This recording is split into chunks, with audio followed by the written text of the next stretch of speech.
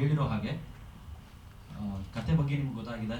And ನಾನು ಏನು ಹೇಳಕ್ಕೆ ಇಷ್ಟಪಡ್ತೀನಿ ಅಂತ ಹೇಳಿದ್ರೆ, this movie is immersive effect ಅಂತ ಹೇಳಿದ್ರೆ, ನಾವಲ್ಲಿ ಒಬ್ರು ಕೂತ್ಕೊಂಡು ಸೀಟಲ್ಲಿ ನೋಡ್ತಿರುವಾಗ ನಮ್ಮವರಿಗೆ ಏನೋ ಆಗ್ತಾ ಇದೆ, ಸೊ ಆ ಜಾಗದಲ್ಲಿ ನಾವೇ ಇದ್ರೆ ಏನಾಗಬಹುದಿತ್ತು. ಆ್ಯಂಡ್ ನಾವು ಪ್ರತಿಯೊಂದು ಕಡೆನೂ ಏನಂತ ಹೇಳಿದ್ರೆ, ಮೀಡಿಯಾ ಇರ್ಬೋದು, ಪ್ರತಿಯೊಂದರಲ್ಲೂ ಕೂಡ ನಮಗೆ ಎಂಡಲ್ಲಿ ಏನಾಗಿರುತ್ತೆ ಅಂತ, ಯಾರಿಗೊಬ್ರು ಹೀಗಾಯಿತು, ಇವ್ರಿಗೆ ಈ ರೀತಿ ಆಗ್ಬಿಡ್ತು, ಇದನ್ನ ಈ ರೀತಿ ಮಾಡಿದ್ರಂತೆ ಕೃತ್ಯನ ಅಂತ ಹೇಳ್ತಿರ್ತಾರೆ. But at the same time ಅಲ್ಲಿ ಹಿಂದ್ಗಡೆ ಏನೇನಾಗಿದೆ, ಸೊ ಆ ಜಾಗದಲ್ಲಿ ಒಬ್ಬ ಮನುಷ್ಯನಿಗೆ, ಹೆಣ್ಣಿರಬಹುದು ಗಂಡಿರಬಹುದು, ಏನ್ ಆಗಿರ್ಬೋದು ಅವರಿಗೆ ಹಿಂದೆ ಅಂತ ಹೇಳಿ ಇಡೀ ಮೂವಿಲಿ ನಾವು ತೋರ್ಸಕ್ಕೆ ಪ್ರಯತ್ನ ಪಡುವಂಥದ್ದು. ಆ್ಯಂಡ್ ಇದನ್ನ ತಡೆಗಟ್ಟಬೇಕು ಅನ್ನೋದು ಇದ್ರದ್ದು ಮೆಸೇಜ್. ಓಕೆನಾ, ಇದೆಲ್ಲರೂ ಹೇಳಿರೋದ್ರಿಂದ ಮತ್ತೆ ನಾನು ಅದನ್ನ ಹೇಳಿದ್ರೆ, ಅದಕ್ಕಿಂತ ಈಗ ಮ್ಯೂಸಿಕ್ ಪಾರ್ಟಿ ಬಂತು ಅಂತ ಹೇಳಿದ್ರೆ, ಸೊ ಈ ಮೂವಿಗೆ ಬೇಕಾದಂಥ ಟೆನ್ಷನ್ಸ್ ಇರಬಹುದು, ಅಥವಾ ಅದಕ್ಕೆ ಬೇಕಾದಂಥ ಪ್ರತಿಯೊಂದು ಎಲಿಮೆಂಟ್ ಇರಬಹುದು, ಇಬ್ರು ಒಟ್ಟಿಗೆ ಕುತ್ಕೊಂಡ್ಬಿಟ್ಟು ಕೆಲಸ ಮಾಡಿರುವಂಥದ್ದು. ನಾವು ಇನ್ನೊಂದು ನಂಗೆ ನೆನಪಾಗುತ್ತೆ, ನಾನು ಮತ್ತೆ ಜಗ್ಗು ಸೊ ನೈಟ್ ಹೊತ್ತು ಕೆಲಸ ಮಾಡ್ತಾ ಇದ್ವಿ, we are night people. So ಅವಾಗ ಏನಂತ ಹೇಳಿದ್ರೆ, ಈ ಮೂವಿನ ವರ್ಕ್ ಮುಗಿಸ್ಕೊಂಡು, ಅಂದ್ರೆ ಈಗ ಅರೌಂಡ್ ಒಂದು 9 ಗಂಟೆ ಅಷ್ಟಕ್ಕೆ ಶುರು ಮಾಡಿದ್ರೆ 12, 1 ಅಥವಾ 2, 3 ಗಂಟೆ ಆಗಿದ್ದು ಇದೆ ರಾತ್ರಿ. ಸೊ ವಾಪಸ್ ಹೋಗ್ತಾರೆ, ನೀವು ವಾಪಸ್ ನಾನು ಮನೆಗೆ ಹೋಗ್ಬೇಕು, ಅವರು ಕೂಡ ಮನೆಗೆ ಹೋಗ್ಬೇಕು. ನಮ್ಗೆ ಒಂದೊಂದ್ಸರಿ ಹೆದರಿಕೆ ಅನ್ಸೋದು, ಆ ಸೀನ್ಗಳನ್ನ ನೋಡ್ಕೊಂಡು ಹೋಗ್ತಿರುವಾಗ ಯಾರಾದ್ರೂ ನಮ್ಗೆ ಒಂದು ಅಡ್ಡ ಕಟ್ಬಿಟ್ಟು ಏನಾದ್ರು ಮಾಡ್ಬಿಡ್ಬೋದಾ, ಯಾವ ರೀತಿ ನಾವು ಸಿಕ್ಕಾಕೊಂಡ್ರೆ ಅಯ್ಯೋ ನಮ್ಮನ್ನ ಯಾರಪ್ಪ ಕಾಪಾಡ್ತಾರೆ. ಸೊ ಆ ರೀತಿ ಅಂದ್ರೆ ಅಷ್ಟು ಇಮ್ಮರ್ಸಿವ್ ಆಗಿ ಸ್ಟೋರಿ ಟೆಲ್ಲಿಂಗ್ ಅಲ್ಲಿ ಇದು ಮಾಡಿರುವಂಥದ್ದು, ಅಂದ್ರೆ ತೋರಿಸಿರುವಂಥದ್ದು. ಅಂಡ್ ಜಗ್ಗು ಅವ್ರ ಬಗ್ಗೆ ನಾನು ಹೇಳಬೇಕು, ಅವರೊಬ್ಬ ಸಿನಿಮಾ ಹುಚ್ಚ ಒಂಥರ. ಯಾಕೆ ಅಂತ ಹೇಳಿದ್ರೆ, ಪ್ರತಿಯೊಂದು ಡಿಪಾರ್ಟ್ಮೆಂಟ್ ಅಲ್ಲೂ ಅವ್ರ ಒಂದು ಕೈ ಚಳಕ ಇದೆ. ಎಟ್ ದ ಸೇಮ್ ಟೈಮ್ ನನಗೂ ಕೂಡ ಕರೆದ್ರು, ನಮ್ದೇ ಒಂದು ಸ್ಟುಡಿಯೋ, ಒಂದು ಸ್ಮಾಲ್ ಸೆಟಪ್ ಇದೆ, ಅಲ್ಲಿ ವರ್ಕ್ ಮಾಡೋಣ ಜೊತೆ ಕೂತ್ಕೊಂಡು ಅಂತ ಹೇಳಿ. ನಾನು ಮುಂಚೆ ಏನಂತ ಹೇಳಿದ್ರೆ, ಅಂಬುಜಾ ಅಂಡ್ ಬ್ಲಿಂಕ್ ಸಿನಿಮಾ ನೋಡಿರ್ತೀರಾ, ಬ್ಲಿಂಕ್ ಈ ಕೆಲಸಗಳ ನಡುವೆಲ್ಲೇ ಕೂಡ ಇದರಲ್ಲಿ ಶುರು ಮಾಡಿದಂಥ ಪ್ರಾಜೆಕ್ಟ್ ಇದು ನನಗೆ. ಸೊ ಅವಾಗ ಏನಂತ ಹೇಳಿದ್ರೆ, ಸ್ಟುಡಿಯೋ ಸೆಟಪ್ ಅವ್ರದ್ದಿರೋದ್ರಿಂದ ಓಕೆ, ಅಲ್ಲಿ ನಾವು ಹೋಗ್ಬಿಟ್ಟು ಒಂದ್ಸರಿ ವರ್ಕ್ ಮಾಡ್ಬೋಣ ಅಂತ ನೋಡಿದಾಗ ಅವ್ರು ಹೇಳಿದ್ರು, ನಾನೇ ಈ ಸ್ಟುಡಿಯೋ ಬಿಲ್ಡ್ ಮಾಡಿದ್ದೀನಿ, ಸೊ ಇಲ್ಲೇ ನಾವು ಡಬ್ಬಿಂಗ್ ಕೂಡ ಮಾಡಿದ್ದೀವಿ.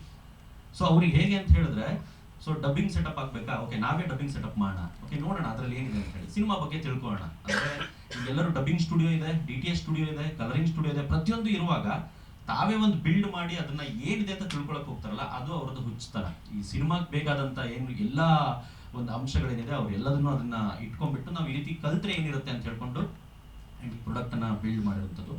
ಸೊ ಇದರಲ್ಲಿ ಒಂದು ಸಾಂಗ್ ಇದೆ, ನೀವೆಲ್ಲರೂ ಕೇಳಿರೋ ಹಾಗೆ. ಎಲ್ಲರಿಗೂ ಇಷ್ಟ ಆಯ್ತಾ song? First of all thank you so much. ಇದನ್ನ ಹಾಡಿರೋರು 3 ಜನ ನನ್ನ ಫ್ರೆಂಡ್ಸ್, ಅಭಿಷೇಕ್ ಅಂಡ್ ವಿಶಾಖ್, ನರಹರಿ ಅಂತ ಹೇಳಿ. ಅಂಡ್ ಈ ಚಿತ್ರದ ಕೆಲಸಗಳು 5.1 ನಾವು ಮಾಡೋದು ಪ್ರಕಾಶ್ ಸ್ಟುಡಿಯೋದಲ್ಲಿ, ಅವರಿಗೂ ಕೂಡ ಥ್ಯಾಂಕ್ಸ್ ಅನ್ನ ಹೇಳ್ತೀನಿ. ಅಂಡ್ ಎಲ್ಲರೂ ಕೂಡ ಇದನ್ನ ಥಿಯೇಟರ್ಲೇ ನೋಡ್ಬೇಕು. ಮನೇಲಿ ಕೂತ್ಕೊಂಡು ನೋಡಿದಾಗ ಏನಂತ ಹೇಳಿದ್ರೆ, ಲಿರಿಸಿಸ್ಟ್ ಬಂದು ಜಗ್ಗು ಅವರೇ ಅಗೇನ್, ಓಕೆನಾ. ಸೊ ಇಲ್ಲಿ ನೀವು ಅನ್ಕೊಳ್ತಿರ್ಬೋದು, ಎಲ್ಲಾದ್ರು ಒಬ್ಬರೇ ಮಾಡಿದಾಗ ಹೇಗೆ ಬಂದಿರ್ಬೋದು ಅಂತ ಹೇಳಿ. ಎಟ್ ದ ಸೇಮ್ ಟೈಮ್ ಪ್ರತಿಯೊಂದಕ್ಕೂ ಕೂಡ ಅದರಂತೆ ಆದಂಥ ಟೈಮ್ ತೊಗೊಂಡ್ಬಿಟ್ಟು ಅವ್ರು ವರ್ಕ್ ಮಾಡಿದ್ದಾರೆ, I should mention that.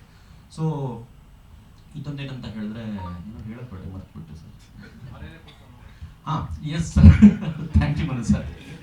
So ಈಗ ನಾವೇನಂತ ಹೇಳಿದ್ರೆ, ಮನೇಲೆ ಕೂತ್ಕೊಂಡು ಧ್ಯಾನ ಮಾಡೋದಕ್ಕೂ ಒಂದು 50 ಜನ 500 ಜನ ಕೂತ್ಕೊಂಡು ಧ್ಯಾನ ಮಾಡೋದಕ್ಕೂ ತುಂಬಾ ಡಿಫ್ರೆನ್ಸ್ ಇದೆ ಅಲ್ವಾ. ಅಂದ್ರೆ ಎಲ್ಲೋ ನಾವು ಯಾರೋ ಸ್ವಾಮಿಗಳ ಹತ್ರನೋ ಯಾರ ಹತ್ರನೋ ಹೋದಾಗ ಅಲ್ಲಿ ಕೂತ್ಕೊಂಡು ಅವ್ರ ಹತ್ರ ಪ್ರವಚನ ಕೇಳೋದಕ್ಕೂ, ನಮ್ಮನೇಲಿ ಕ್ಯಾಸೆಟ್ ಹಾಕೊಂಡು ಪ್ರವಚನ ಕೇಳೋದಕ್ಕೂ ತುಂಬಾ ಡಿಫ್ರೆನ್ಸ್ ಇದೆ. ಸೊ ಅದು ಹೇಗೆ ಅಂತ ಹೇಳಿದ್ರೆ, ಮನೇಲಿ ಕೂತ್ಕೊಂಡಾಗ ನಾವು ಈ ಆಪ್ಷನ್ಸ್ ಅನ್ನ ಬಿಡ್ತಾ ಹೋಗ್ತೀವಿ. ಅಂದ್ರೆ ಓಕೆ ಇದು ಮಾಡದಿದ್ರು ಪರವಾಗಿಲ್ಲ. ಅದೇ ನಾವು ಜನರ ಜೊತೆ ಕೂತ್ಕೊಂಡು ನೋಡಿದಾಗ ಏನಾಗುತ್ತೆ ಅಂತ ಹೇಳಿದ್ರೆ, ನಮ್ಗೆ ಇಂಪ್ಯಾಕ್ಟ್, ನಾವು ಒಬ್ಬೊಬ್ರೊಬ್ರು ಮುಖ ನೋಡ್ಕೊಂಡ್ರೆ ಈ ಥರನೂ ಇದೆ ಗುರು, ಪ್ಲೀಸ್ ಇದನ್ನ ನಾವು ತಡೆಗಟ್ಟಬೇಕು, ಇದನ್ನ ಹೇಗಾದ್ರೂ ಮಾಡಿ ನಮ್ಮದೇ ಪರಿಸ್ಥಿತಿ ಆದಾಗ, ನಮ್ಮ ಮನೆಯವರಿಗೆ ಈ ರೀತಿ ಆದಾಗ ಹೇಗೆ ತಡೆಗಟ್ಬೋದು, ಆ್ಯಂಡ್ ನಾವು ಇದನ್ನ ಔಟ್ ಆಫ್ ಡೇಂಜರ್ನ ಹೇಗೆ ನಾವು ಈ ರೀತಿ ಒಂದು ಕೆಲಸಗಳನ್ನು ಮಾಡ್ಬೋದು ಅಂತ ಎಲ್ಲರೂ ಕೂತ್ಕೊಂಡಾಗ ಅದು ಬರುವಂಥದ್ದು. ಇದು ಅದೇ ಸಿನಿಮಾದ ಒಂದು ಮುಖ್ಯ ಉದ್ದೇಶನೂ ಕೂಡ ಆಗಿರುತ್ತೆ. ಒಂದು ಮಾಧ್ಯಮ ಏನಿದೆ ಅದು ಎಲ್ಲರನ್ನೂ ಕೂಡ ಜಾಗೃತಿಗೊಳಿಸಬೇಕು ಅಂತ ಹೇಳಿ.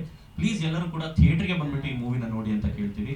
ಪ್ಲೀಸ್ ಎಲ್ಲರಿಗೂ ಶೇರ್ ಮಾಡಿ, ನಿಮ್ಮ ಸಪೋರ್ಟ್ ತುಂಬಾ ಅತ್ಯಗತ್ಯ. Thank you so much.